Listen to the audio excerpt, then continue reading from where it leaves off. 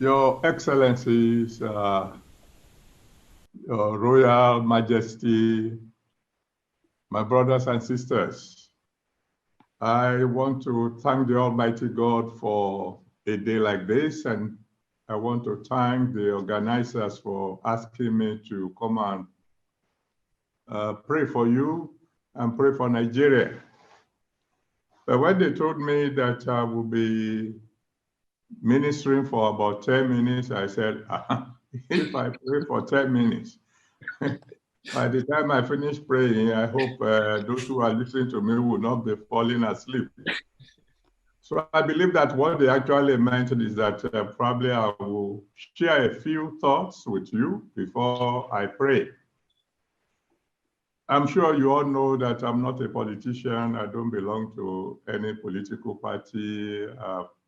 I've never been governor, or neither do I ever hope to be.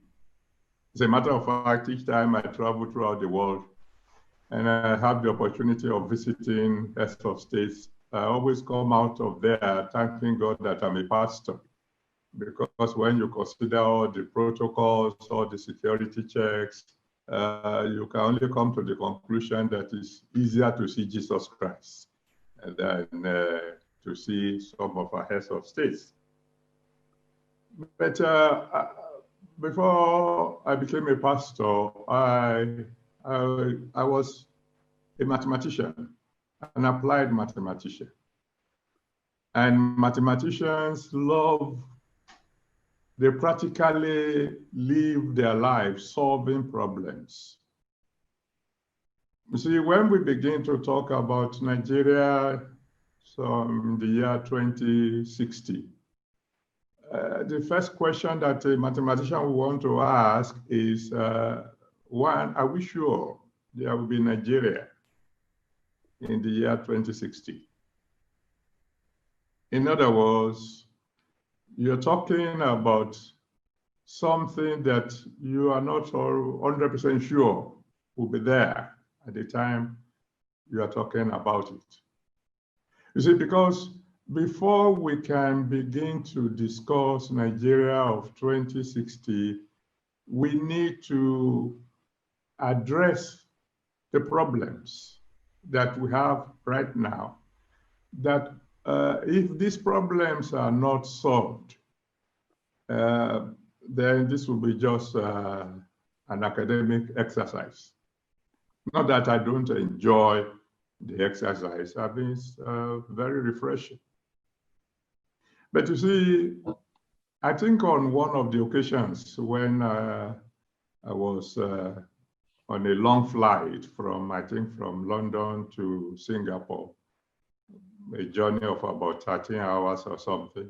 After you've eaten and you slept and you wake up and then discover you still have some 7 hours to go, definitely you have time to fool around a little bit.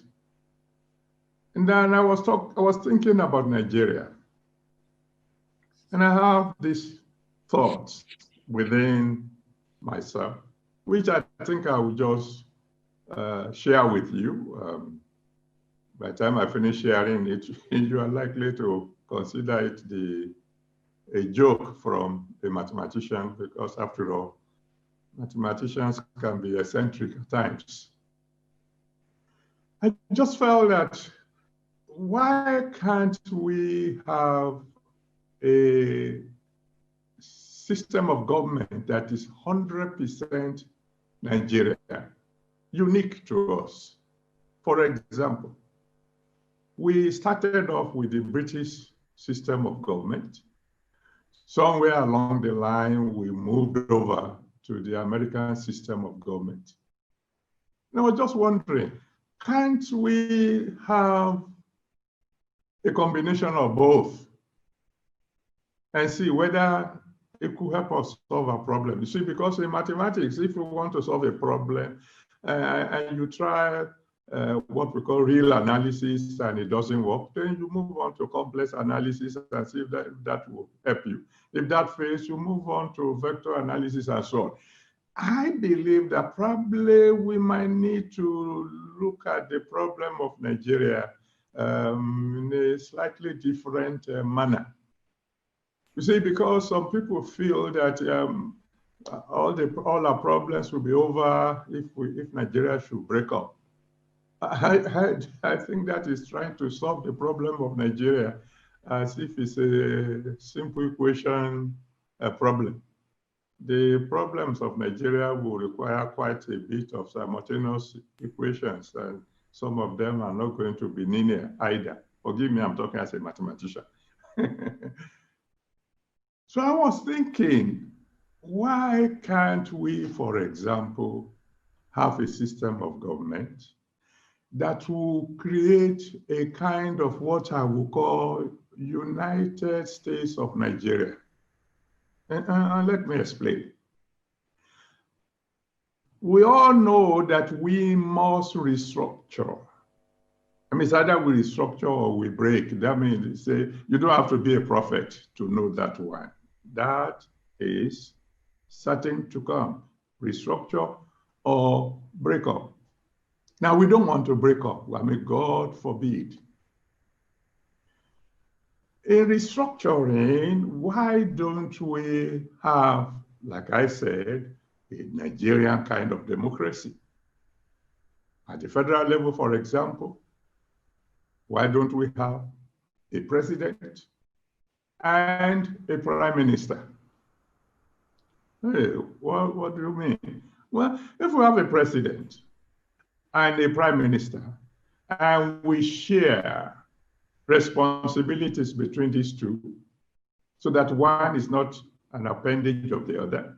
For example, if the president controls the army and the prime minister controls the police, if the president controls, shall we say, resources like oil and mining, and the prime minister controls finance and inland revenue, taxes and customs, etc., etc. You just divide the responsibilities between the two. And then you come to the state level.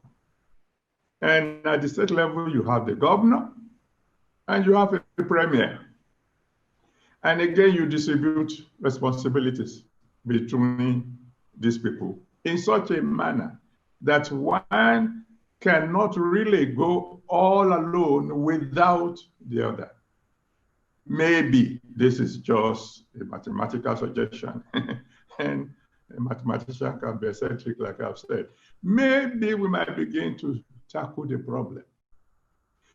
And if we're going to adopt this model, which you eminent personalities will be able to talk about, I think then we will need urgently to restore what we used to call the House of Chiefs. I have a feeling that one of our major problems is that we have pushed the traditional rulers to the background. And I believe that's a great error, particularly for a country like Nigeria. You see, I find it very ridiculous that one will ask a traditional ruler to inform the chairman of his local government before he travels. Go to any town in Nigeria. Everybody in the town knows who is the paramount ruler, and they respect him. Many of them don't even know the name of the chairman of their local government. The traditional rulers are the actual landlords. They control the respect of their people. Their people will listen to them much more than, I'm sorry to say, they will listen to some politicians. And so just like they have, say, the House of Lords in Britain, why can't we have the House of Chiefs? We might expand it and include in that House of Chiefs, as they do in Britain, include some religious leaders, bishops. I'm not a bishop, I'm a pastor, so don't think I'm including myself. Bishops, chief imams, and so on and so on. These are people who can shape the opinions of the people.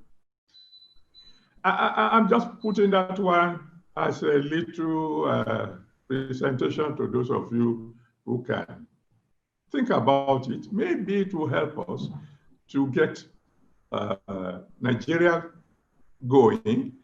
And then, without any doubt, we must restructure and do it as soon as possible.